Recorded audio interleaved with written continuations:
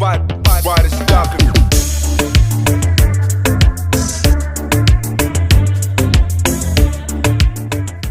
Hello everyone and welcome back to my channel. It's your girl Janae again and I'm back at it. I still go at it every once in a while, not as often as I'd like to, but it is what it is. But as you can see from the package in the beginning, I won some really cool stuff from Beauty Recovery off of Instagram. Her name is Melissa. I was really excited about the stuff that I am showing you because I really love Nail Matrix products and I have not tried her clear acrylic yet and I really want to. It's supposedly like one of the clearest. So also I got stuff from Criminal Claws. As you can see, I've really been dying to try her products as well. I really love these acrylics and I actually think the green one, if not both of them, glow in the dark. It came with these nail charms because sometimes I think this is actually either from something she won or she has these monthly kits that you can buy. They're just little half-ounce jars and they're just really neat and cute. I also already have the painting gel that you saw from the Nail Matrix. It included some of these really cute little pink charms. And this acrylic was really cute. This is one of my favorites. It's from Victorious Nails and you can see the little chunks in there. I'll also open it and show you, and then I also do a swatch of this with my odorless monomer. My baby dropped her little marker board, so I had help her with that, and then now my hand is blue throughout the rest of this unboxing, so I apologize for that. These MVP acrylics were actually pretty hard to work with because they're in really tiny pots and I really struggled with this. I just went ahead and used clear acrylic, some of my Nail Matrix clear, to try to kind of help. There's acrylic or clear acrylic inside of it, but like I mentioned, the pots are just so tiny and I could have put them in different pots, but honestly I'm not a fan of chunky glitter. Like, it's just really not my thing. Unless I'm mixing it with poly gel, that'd probably be a lot easier for me since that's the medium that I always work with. But yeah. She also included some nail forms. I have hundreds of those, so but I never mind receiving any of those. These butterflies are really cute. So like, they're super pretty. They're all different colors. They're just really cute. Can't wait to use those in the set. And then she also sent me 3 Beatles Poly Gel. She did mention that she swatched these already. I don't mind that they're used. I have hundreds of bottles of Poly Gel, but I have been wanting to try the Beatles formula, so that'll be nice. And then she also sent their shiny top coat and also their base coat, which I use quite a bit as well and have extras. So really excited for all the products that were in this giveaway. Oh, and I forgot about the foil glue. I don't have Roslyn foil glue. I have Macart SXC and Burano. The Burano is my favorite. I use that foil glue all the time when I do foils. So, and then this is the swatch of the Confetti Glitter, and it is just so cute. I really actually love this color. I don't like pink, and it's not usually the first thing that I go for. And no insult to the acrylic company, but it actually reminded me of my daughter. I don't think it's childish at all. I think it would look beautiful in anybody's set, but it just reminds me of something that she would like. So I just thought it was really cool. It'd be like a really cute like birthday party, or make for a really cute birthday party set.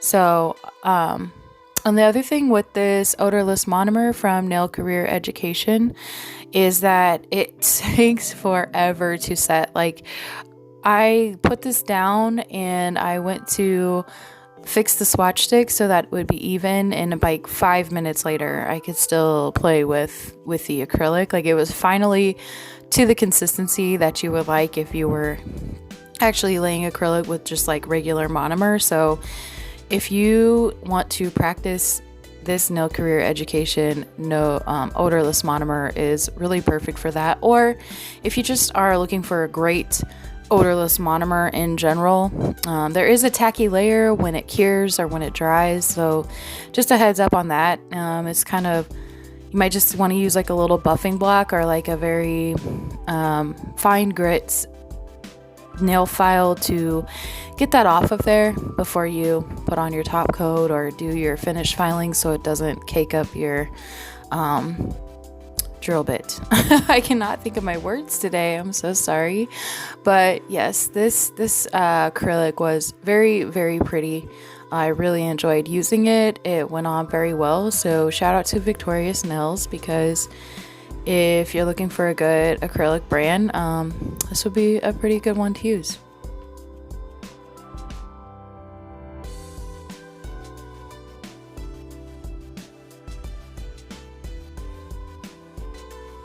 So this is me trying to swatch the MVP acrylics like I was talking about before, and you can just see that it's so chunky. There's glitter all over the place. Glitter was falling off the brush. It didn't matter how much or how little I tried to use of the product.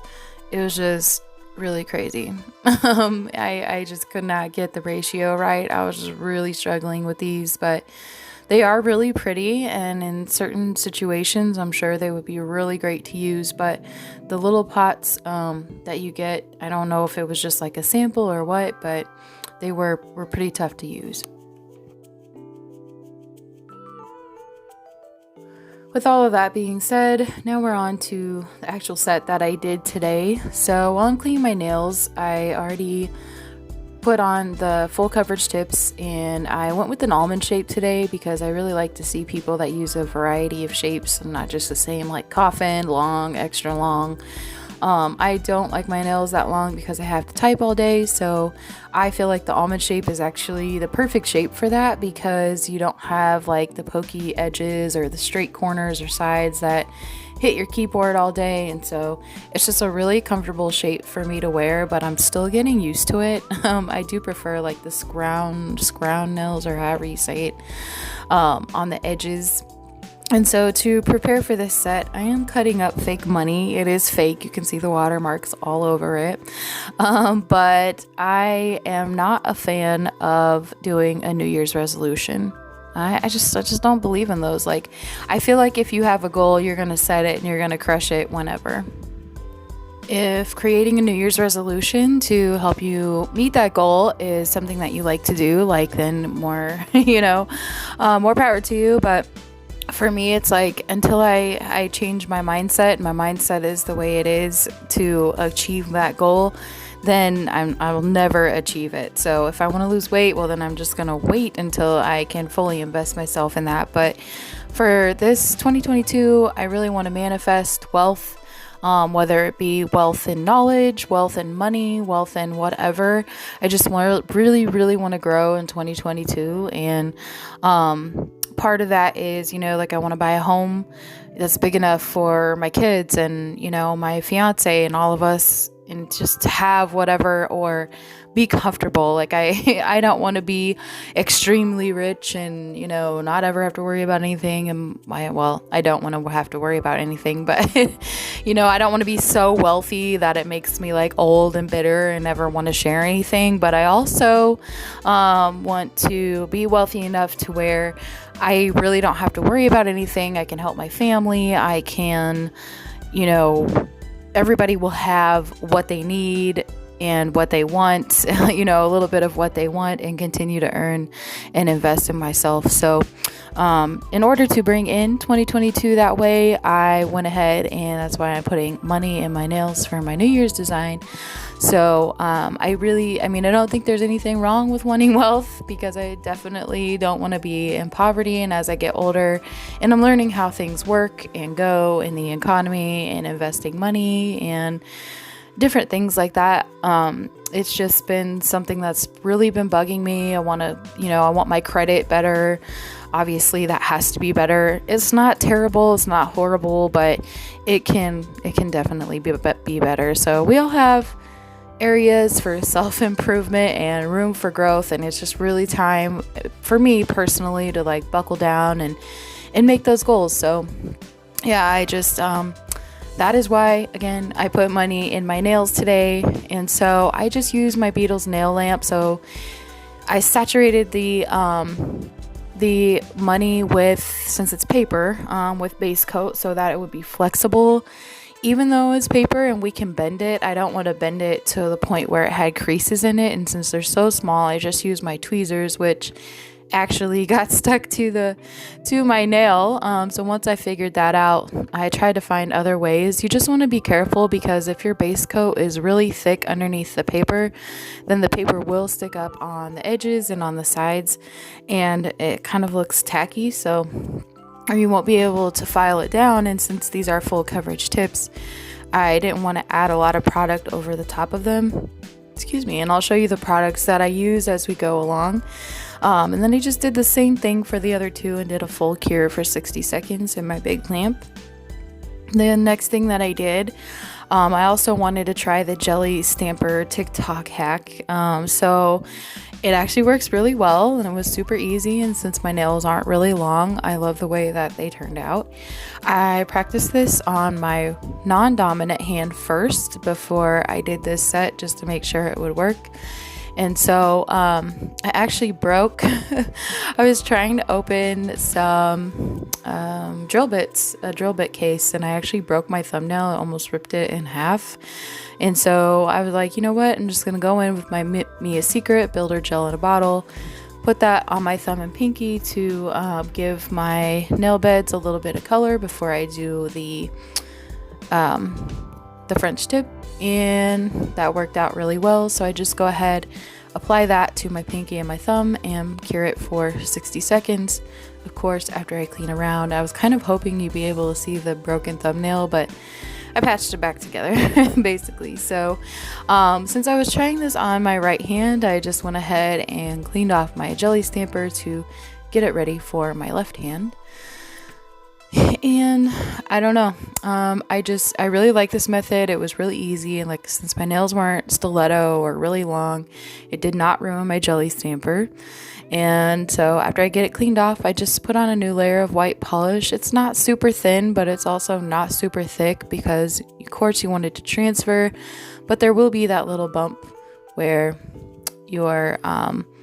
where the white covers your natural nail. And I just kind of moved the jelly stamper from side to side to get those side walls with my thumb at an angle. I could not get my right thumb to work very well at all at first. It just looked like a straight line when I would do it, and it would just really I did it like 3 or 4 times.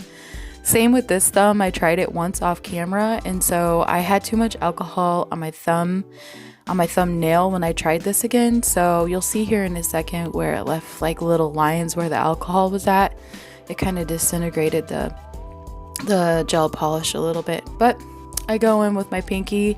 I actually had to do my pinky twice, so I did 2 coats on my pinky, but the first coat looks super cute, and it turned out really well. You don't have to go too high up on your nail. Of course, you just want to cover like kind of where your natural nail meets the nail tip. So, and this is where you can see in my thumb, I slowed it down and how it's kind of rigid there, and I didn't want to fix it, but I also cure for 60 seconds in between, like after I do each nail. I was trying to do multiple nails at a time.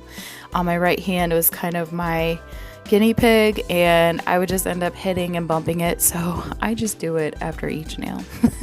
That's just what was easiest for me. And then after that, just to seal everything in, I go in with the Mia Secret Builder Gel in a bottle, again in the color clear, and put that over the money, the base coat, secure those in. They did kind of stick up a little bit, but it's not so obnoxious to where it's uncomfortable for me or it's in my way. Them meaning like the money, like the 2s and the 20s. So I really like this idea. I just wanted something really simple and really short and really sweet, just to the point. I love French tips. It's classic, it's classy. I really enjoy those, so that's why I did that on the other 2 nails. So then for my bling, I use these really pretty champagne gold rhinestones. They're one of my favorites. I did get them off of Amazon, like everything else that I'm using today.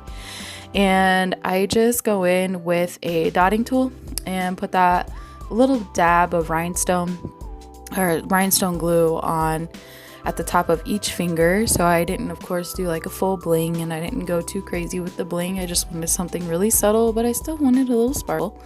So I did go ahead and put a little dab, like one dab of that rhinestone glue lasted me like 3 nails.